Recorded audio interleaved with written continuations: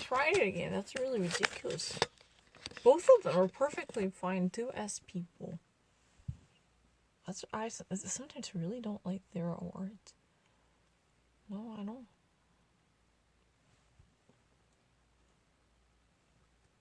I want to prove it. I'm actually really agree. I don't question it.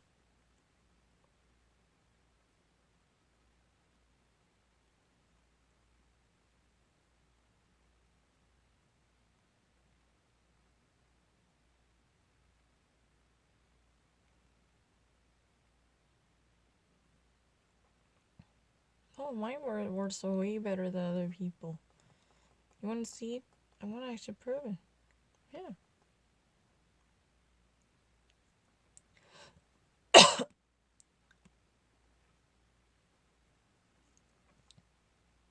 Not Pearson. I'm not really. My English is very strong. Oh, not really additional, not at all. Dubious. Colloquial. Informal. Anomalous. Unusual. No, it's not like emotional beauty. Oh, I know more emotional meaning. Devotee? Fanatic. Confabulate, chat.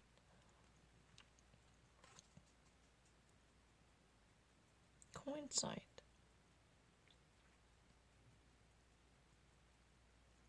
Disagree. Dire, dreadful. I don't really need to. You want to see how accurate I am? In terms of, a colloquial expression, I'm really great.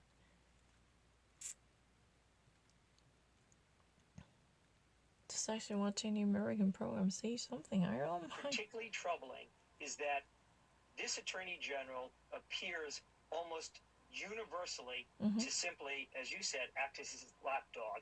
And unless the Department of Justice is vigilant. Okay.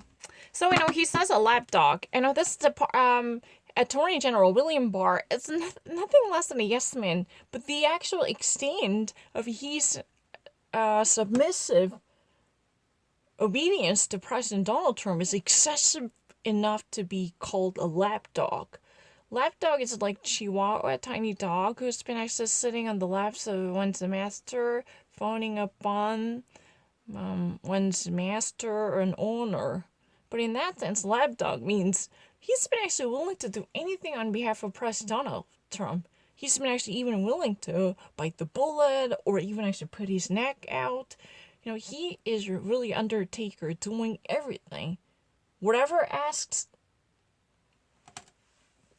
he would have never actually bowed down. He would have never bowed out of the difficult order given by his commander-in-chief. Teller's not in the military, but he's committed devotion to Donald Trump as really excessive. I don't know what else. No, he's not just actually been brown-nosing. He's not just an apple polisher, but he's been really a desperate man who would actually do anything. Whatever it takes that would have pleased his boss, he would have do it. He would have grand play. He would actually play up to the gallery, or he would actually literally make everything so comfortable and beautiful for Donald Trump. That's really like lapdog, tiny lapdog. Oh, please, I'm going to please you like this, He's been actually doing everything. Unless there is a really inspector in general who would actually, overview the situation with impartiality, or there is a legitimate oversighting committee which is willing to conduct a thorough inquiry into the corrupted practices of this Department of Justice. This is really troublesome and mind-boggling. We can never actually, believe anything that has been initiated by this DOJ under the leadership of William Barr. The Bill Barr guy is literally a stooge kowtowing to President Donald Trump. Yeah, he's really a lapdog, Do I have to actually explain any further? He's been not just simply brown nosing. He's not just actually polishing the apple or licking the boots of his boss, licking the boots. Do you want to actually go on this type of battle? I'm more than happy to. He would actually, truly, literally hold his, tongue and say nothing. Even there is a brilliant incidence of criminality. He would bite his tongue, he would actually hold his breath, and he would never say anything. Even though what he was supposed to do is do justice and serve the nation by bringing the case in a truthful sense. But there is no sense of justice. He's a solemn oath to be the gatekeeper of justice has been mitigated by his allegiance to president. He's not actually serving this nation. He never actually made a solemn allegiance committed to the security and the peace of this nation. But he's more like actually born to be a servant for the president of the United States. Interest. As a servant of his own. Because he's not a public servant who's been prioritizing the welfare of the people ahead of everything. But he's more like serving the president. He's really the exact opposite of James Comey. James Comey actually said that he would actually, serve the country, not actually the president of the United States. His commitment to the nation definitely trumps his loyalty and fealty to Donald Trump. That's what he said. I mean, it's really the opposite. I mean, let's try to see more. The colloquial expression, I'm very happy. Looking at the electoral system, our country has a problem. And this is something we have been consistently in the past. And what gives me great heart is that there are so many people in the Department of Justice who I know. So, this type of illegalities or corrupted practices in the Election Commission have been part of the system for so many years. So whenever I actually look into the system, so riddled with the problems, it gives me a gray heart. That means I feel so depressed. I feel downtrodden. It truly boggles my mind. Whenever I actually whenever I look deeper into the troublesome practices that had been so systematically ignored and engrossed in bureaucracy when it comes to election oversight. And it makes me feel very sad. It gives me a gray heart. Why? Because I feel like, the whole system would have crumbled down if you ever actually stick to this type of a corrupted abnormality. Think about it. It gives me a gray heart. I feel like, my heart would be broken.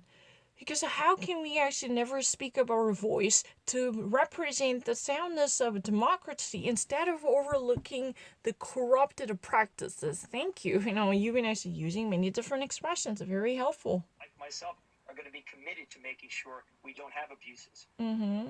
So, someone like me would be very much dedicated to making sure that there will be no more abusive power or no more hijacking of the democratic procedures by making a solemn commitment to the resurrection of a democracy in a truthful sense. Career prosecutor. Thank you so much for coming on and talking to us about this, Philip Halpern. We really appreciate it. Thank you, Brianna. Thank you. One of President Trump's most ardent supporters is warning Americans about coronavirus. Former New Jersey Governor Chris Christie spent 7 days in the intensive care unit recovering from his bout with COVID-19. Last month, Christie spent time with the president doing debate prep, and he also, as you can see here, attended that super spreader event at the Rose Garden the nomination of this Amy Coney Barrett. To the Supreme Court. So what? And a former New Jersey Governor Chris Christie now said, what, I was wrong about not wearing a mask. He deeply regrets for having unmasked. He actually spent 7 days in isolation after he was diagnosed with the coronavirus, right? You know that? And because, he actually, was a prep teacher while he was prepping Donald Trump for a mock debate. Donald Trump was preparing for a first presidential debate against Joe Biden. With him, Chris Christie served as a shadow boxer who was actually leading the mock debate. So while two of them were closely insinuating, not really insinuating, the two of them were literally, grinding their drills. And they've been actually leading the drill practices to have Donald Trump readied for the upcoming debate. Literally. Chris Christie was allegedly exposed to the coronavirus carried by President Donald Trump. And you can also see in this picture that when he was a part of this super spreader event at the Rose Garden, I mean, that's really the truth. Inside the White House, there is a place called the Rose Garden. And in that garden, there was a very meeting which was, celebrating the nomination of the next possible Supreme Court justice, whose name is Amy Coney Barrett. Following from her nomination, there was a celebration, and during that event in the Rose Garden, Chris Christie was apparently spotted, and he was partaking in that moment, the ceremony, which I call, and definitely, the rest is history. He definitely was infected with the coronavirus, so he spent like 7 days alone by himself. We don't really actually call it as a quarantine, as Dr. Sanjay Gupta said. Once you've been actually recognized as a virus carrier, you're not actually spending time in quarantine, because that's only for the preventive measures. He actually distinguished that from being in isolation and sequestration after the emergence of the virus. And by the way, Chris Christie, he now actually speaks out after he's struggled with the self-isolation following from the bouts of coronavirus. Bouts means the very emergence and outburst of a disease, right? P-O-U-T. It's very obvious. And Chris Christie was a former governor of New Jersey. He once upon a time shut down the New Jersey, the George Washington Bridge. You remember that in 2012, he had a little temper issue. He shut down the entire bridge, even at the cost of locking so many people inside the vehicles that were crossing. And they actually caught up in a traffic jam almost worse in the state history between New Jersey and New York. That was really the devastating moment of his gubernatorial career, probably. And he also used a New Jersey state chopper to actually, have his son delivered. And he actually used his own, not really own, but the taxpayer, he literally abused the taxpayers' money to carry his son to somewhere like silly, like sports event, if my memory is correct. Yeah, he picked up his son and he dropped him off to simply want his son to be on time at the sports event for fun, whatever. Yeah, he was a part of the athlete. I'm not really so sure. I kind of forgot it. It happened many years ago. But anyway, at the time, he was literally criticized heavily by many different folks in New Jersey, because New Jersey was supposed to be a democratic state. It was really garden state of a blue. But Chris Christie somehow managed to sneak into the niche because the state's Democrats were pretty much corrupted also. Bob Menendez was once upon a time indicted too, because he was actually charged with the bribery. And, Bob Menendez is still senator of the Garden State, right next to Cory Booker. Bob Menendez is a senior senator, and Cory Booker is a junior senator. Of course, this is really interesting, right? So you think that I would have been not onto this? Oh, you're a very interesting person. You're gonna be very disappointed. I know more expressions, and it's not really something that I'm actually choosing the right words out of blue. But as long as you give me one sentence, I can actually make it very accurate. I really don't mind. But I really need a one condition. I need a one sentence because they could actually go different way. Think about it. Why am I actually asking for different, in one sentence? For instance, if you ever actually know this expression, bent out of shape, I only know one meaning. I used to. I really used to know it as going crazy or really getting infuriated. So you actually could not put your shirt on. You cannot actually, keep things somewhat restrained according to the region. You cannot control your feelings, so you would actually be mad as a hatter. I thought that was really the one option. But while I was actually reading American newspaper, I learned that immediately. If someone actually gets really fatter, you actually get more of yourself in recent days. You actually put up in pounds. You actually got some flabby love handle. Then, bent out of shape. You no longer look like the way you used to be. That's also being out of shape. So I need a one little sentence. In that way, I can make that expression explained. I have no difficulty. It's really immediate. You just saw it. 준비한 거 아니에요. 그냥 바로 맨날 CNN 봐서 이렇게 했어요. During the I think, starting from 2017, whenever I heard any symbolic or colloquial expression, I normally made a pause to explain it immediately by turning the TV off. But there was no way I could record myself. There was no one who can actually testify on behalf of my immediate instant agility. That was a problem. But now I actually use this phone to have myself immediately proven without a further ado or without waste. I can immediately make a choice. Because normally when I was watching TV alone by myself, when I would be exposed to any colloquial vernacular expressions or idioms, I hesitated not a single second. I even actually slept up no second to give out an answer. Oh, this means this. I actually explained it all the time starting from 2007 because I knew I was under suspicion of not getting what it means. So I actually spent quite a lot of time to explain everything. But the thing is, I had no concrete evidence to evince my adapted rapidity.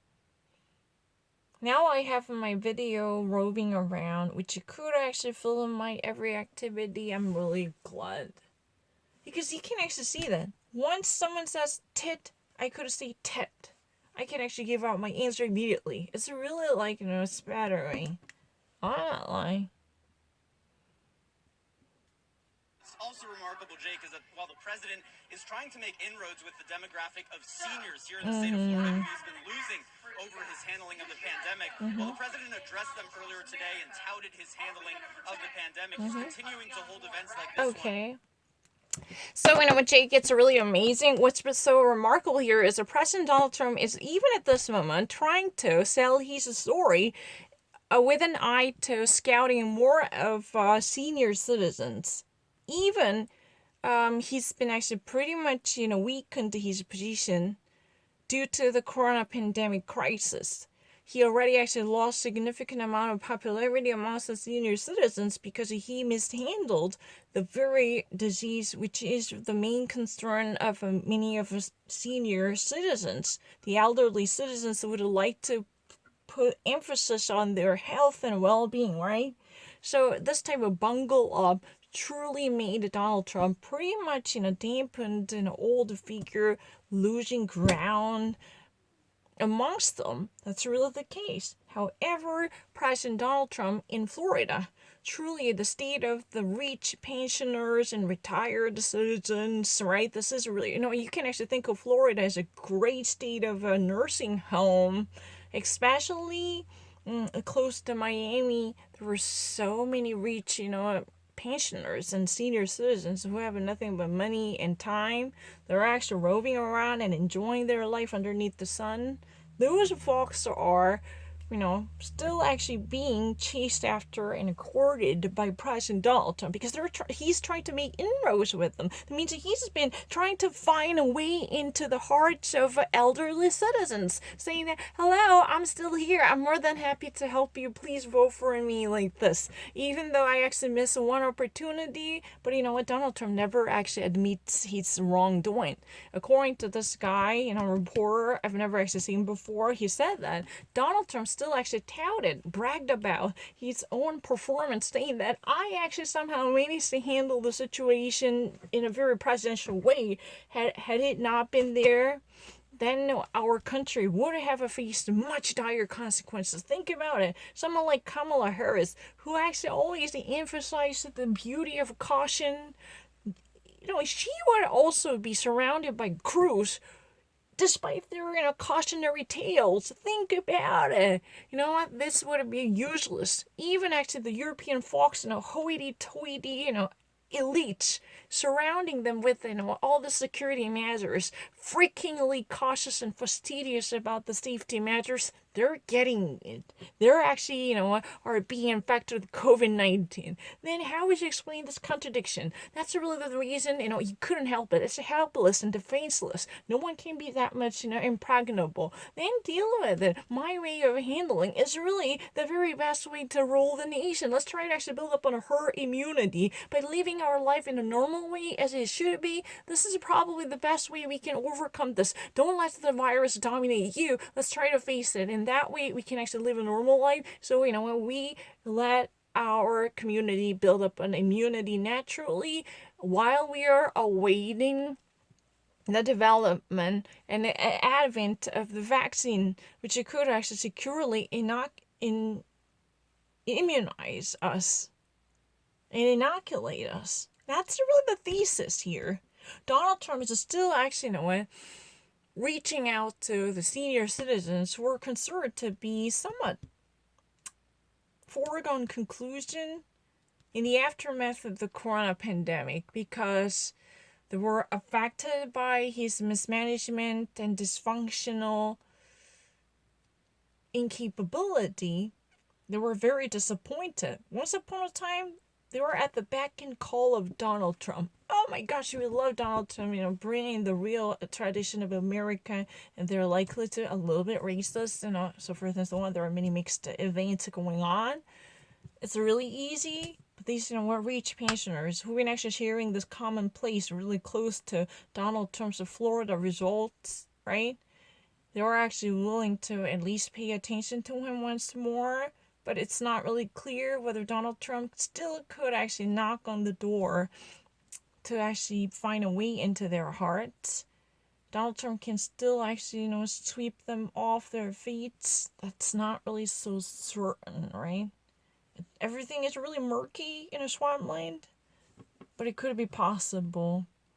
Because he still actually, demonstrated the confidence that he actually had done everything correct. So he actually showed off what he had done so far as a president of the United States, even on the records of the coronavirus pandemic crisis. That's what he did today during the rally in Florida, the Sunshine State, right? Am I getting it correct? The Sunshine State.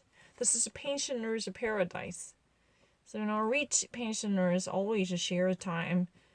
If you're a New Yorker and you're actually over 70 per se, then if you're really rich, you would actually have your main shack in Florida. And if you had a little business going in New York, then you had a little tiny place in New York, so you can easily drop by to take care of bureaucratic issues, or you've been meeting people like this. You share your time between two places. That's a really ideal plan for most of us somewhat well-established senior citizens who have a serious event going on, even in their, what, great phase of a lifetime. And that's what it is. Of course it's easy. You know, even though it's getting dimmer, the sunlight in their life is getting dimmer. That's what it is. It's really easy. One has to try it more. Where a lot of senior citizens are attending, putting themselves and others in the community, of course, at risk. Jake? And Jeremy, yeah, he's calling these events protecting America's seniors, and yet the events themselves are the opposite of protecting America's. It's very interesting because Donald Trump actually calls this whole event as protecting the senior citizens.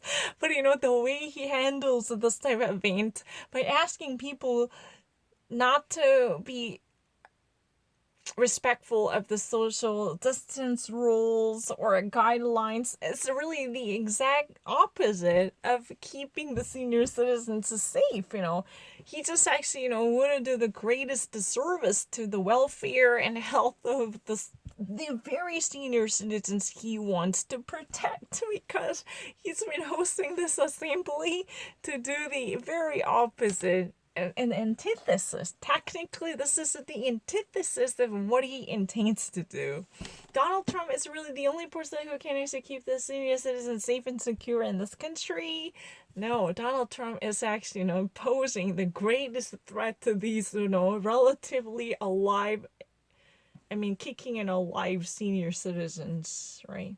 Technically, if you're really strictly grammatical, you can never actually see the alive as adjective that would actually come before the noun. Alright? You can never do it. You should say that my granny is alive. In my dream, my granny is alive. This type of predicate is really possible, but you can never actually qualify the noun. No, you can never do it. Many of adjective starts with a, you can never do it, right? A miss. But you know, kicking and alive, this is idiomatic expression. Kicking and alive. So it's really kind of idiomatic exception. But any type of thriving or well-functioning or lively, vivacious, effervescent senior citizens would actually face a serious detriment if they ever actually attain this type of event so disrespectful of social distancing and the safety rules and hygienic conditions. You understand this, right? It's really funny, so I couldn't help myself but cracking. Seniors. Jeremy. Last night, the president was asked about whether he had been tested on the day of his first and only debate so far, tested for coronavirus, which he had been required to do. His White House communications team had been said that he was tested not just every day, but multiple times every day. Really? He dodged the question. He refused to answer. I assumed that means... So yesterday, when President Donald Trump was asked whether he was actually tested on COVID-19 or coronavirus once more and on a daily basis, he actually yesterday dodged the question. He never actually gave a very straightforward answer. He was not at all forthcoming, although, you know, he's White House press secretary and the communications team already actually clarified that President Donald Trump, not just simply actually, you know, in these days is being tested on a daily basis, but he is subject to tests multiple times per day. That means Donald Trump, you know, throughout the day, he would normally be tested multiple times, not just once or twice, but even actually up to 3 or 4 times per day or a day, within a day circle. He would actually, you know, go through multiple rounds of testing just simply to identify his infection or his conditions of being contagious by disseminating the virus to other.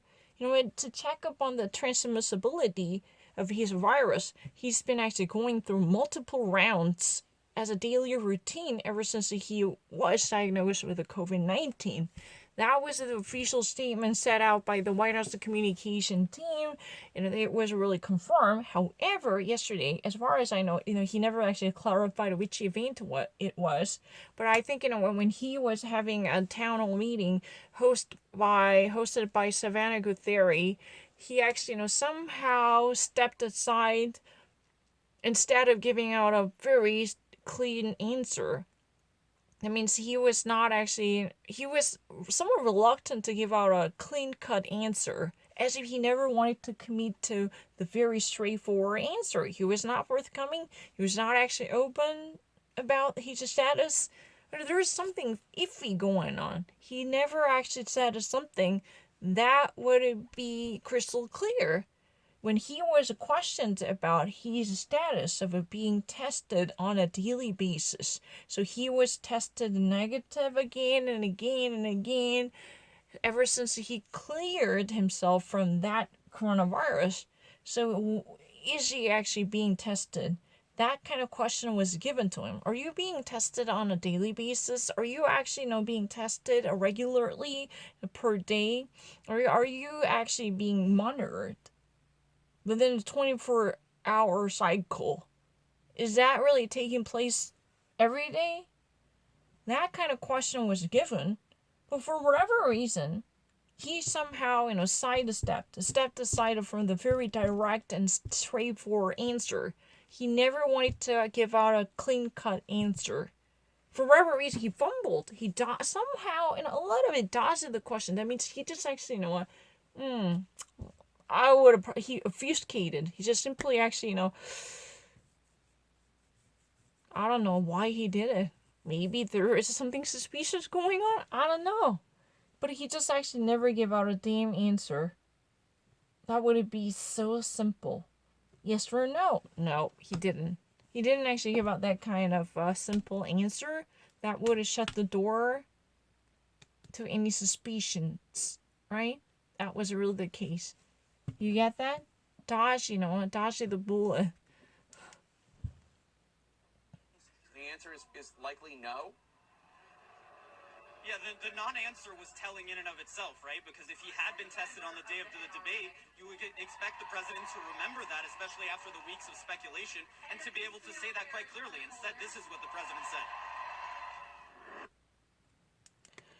So, another question here is, here's what President Donald Trump says. And Donald Trump is not going to say whether he got a COVID-19 virus on a debate day. I mean, he is never going to say, he's been reluctant to open up his mouth. Whether he was already infected with the coronavirus on the day when the debate was held. Do you remember the first presidential debate? That was another question. He somehow actually is very reluctant to give out an answer, whether he's been tested on a daily basis. He just somehow actually was put aside that put aside any type of commitment to clear answer. In addition to that, he's been also somehow fumbling his position on the issue, whether he was already infected with the coronavirus, whether he was aware of his infection status when the first debate took place, and he's not going to give out an answer. He won't say anything. He will not clarify his stance on the issue surrounding his corona infections, including whether he's been tested multiple times and whether he's been tested on a daily basis, whether he was tested on the day when the debate was actually there. He was aware of his possible infections. He was suspicious of having been influenced by the Hopex coronavirus. Would that be possible? He's not going to give out a clear answer too. That's really a different issue. No, I didn't miss it. What do you mean by that? No, I didn't. I didn't miss it. It was not the first one. That was a different idea. 처음에 나왔을 때 그 얘기 아니었어요. He's not, yesterday he never actually, he somehow dodged the question related to his daily test results, whether he's been the very practice of monitoring his disease status on a daily basis or on a, I mean, what do I actually say that? He yesterday dodged the question. That means he eluded a question, penetrating into his quotidian checkup. he never actually wanted to say, oh, I'm actually being tested every day. This is part of my new routine and this is my new normal. I have to actually, bring myself to be tested and monitored by my doctor, Sean Connolly, on a daily basis. Daily basis means a quotidian. It's a part of a quotidian or regular event in a day. Right? Within a day, within 24 hour, around the clock, you just really needs to be tested, and the result would be immediately through the PCR event within a couple of hours. Even the simplified version, within 40 minutes you can actually obtain the result. Then this type of immediate understanding can be done or not. He actually refused to say that. The second question was, he is not going to actually answer the hot button issue, the very controversial and sensitive issue. Was he aware of the fact that he could be contagious, or he could actually transmit the virus? When he was having the debate with Joe Biden for the first time, he's not going to say that. He won't say that he actually got the virus on the day of the first debate. He's not going to open up his mouth to confirm the very transmissibility as well as infectious status of his when the first presidential debate took place. He's not going to say anything. He won't. It's a different issue. That was a secondary one. The subsequent one. And note the word assuming is doing a little work there. The data would be reviewed not only by the FDA's own scientists, but also by an external panel of independent experts at a publicly held meeting convened by the agency. To ensure public trust, some say the president has eroded that trust.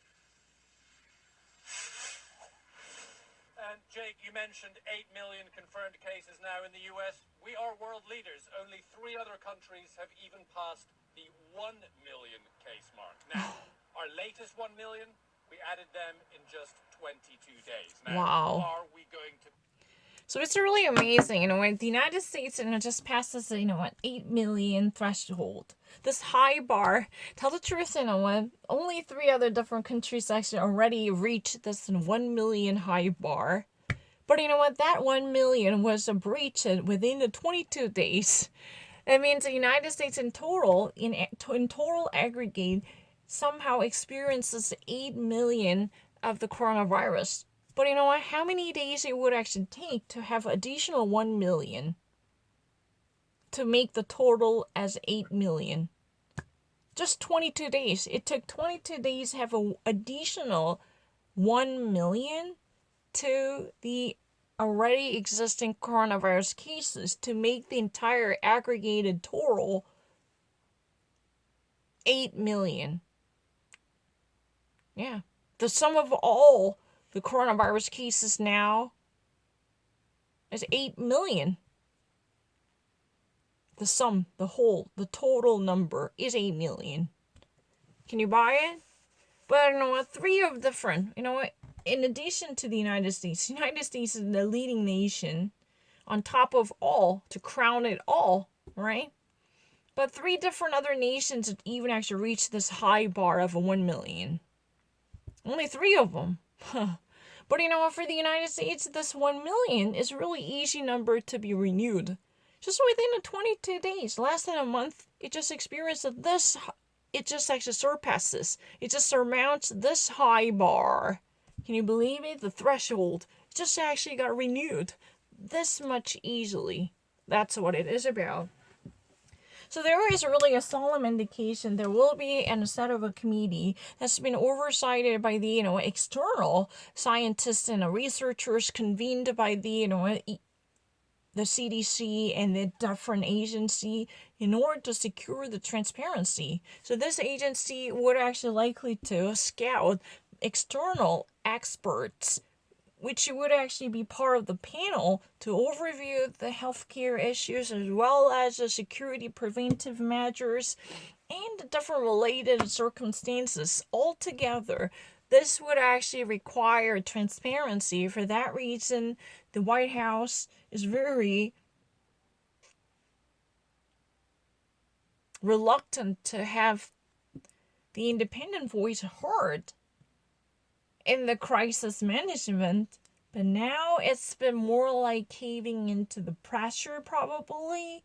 At least at the CDC, the Robert Redfield, top of the CDC director.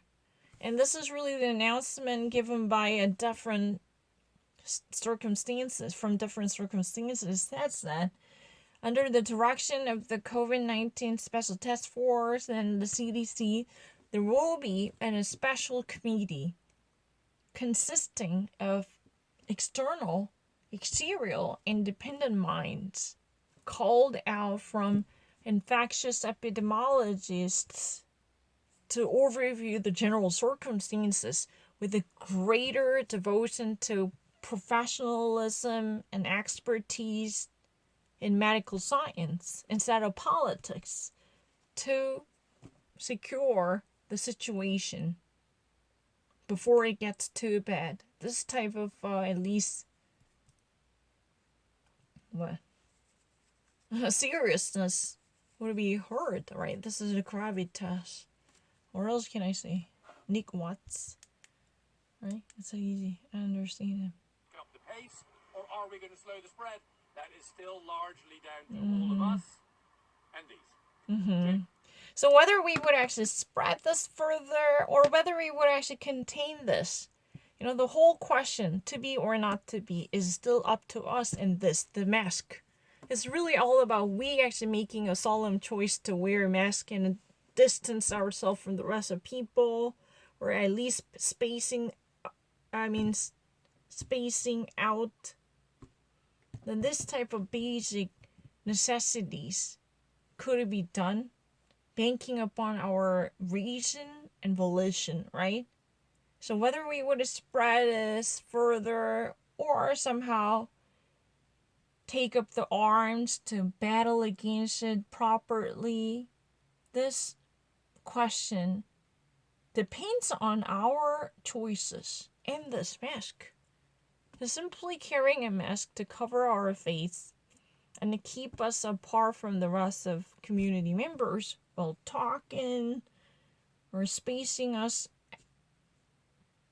and distancing us apart from each other. Then that kind of simple choices we make on a daily basis, on a regular basis, in every turn of our daily life means so much. It's really a life or death question. Wow, this is real. 1 million in within 22 days, less than a month. Wow. Hardly believe that. All right, Nick Watt in Los Angeles, thank you so much. Appreciate it. Joining us now to discuss Dr. Austin Bates. He's a physician at Dr. Unity Austin Point Bates. Health in Des Moines, Iowa. Des Moines, Iowa, Dr. thanks so much for joining us. Union Iowa, Faces sadly, after one a of the states that physician. appears on our coronavirus tracking maps in red, not just for averaging new cases, but also for new deaths. How bad is it on the ground in Iowa right now, and what is driving it? The virus is absolutely winning right now. We are on defense. What's driving it, I believe, is probably the lack of our personal safety measures to try to prevent ourselves from getting this disease. So, he made a little allusion, tell the truth. The virus is definitely winning its ground, so we're actually in a defense mode.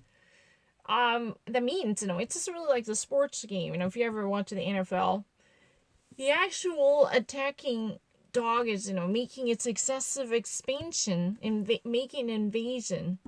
Then, on the defense side is really trying its best to contain the expansion of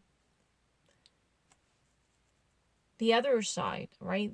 The team making a very active offense, right?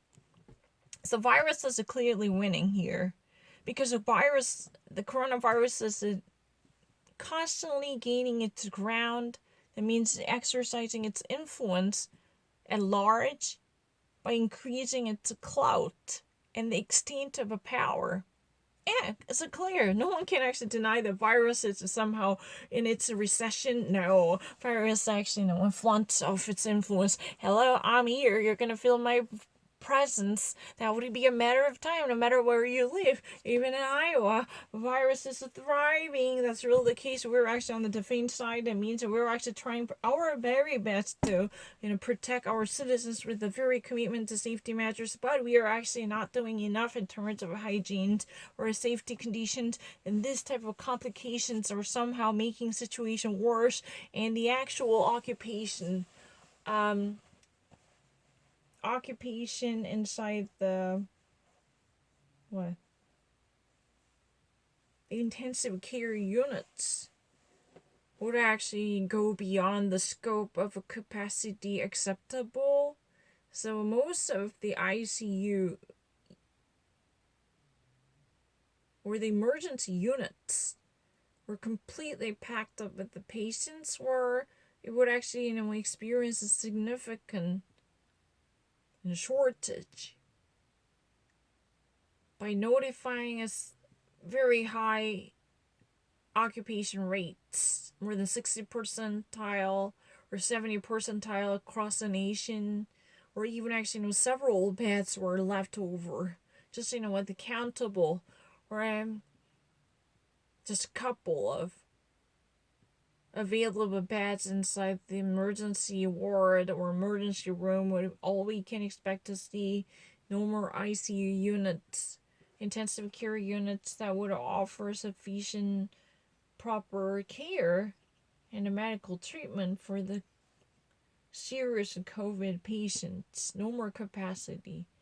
The actual extension and the capacity has been overwhelmingly stretched out.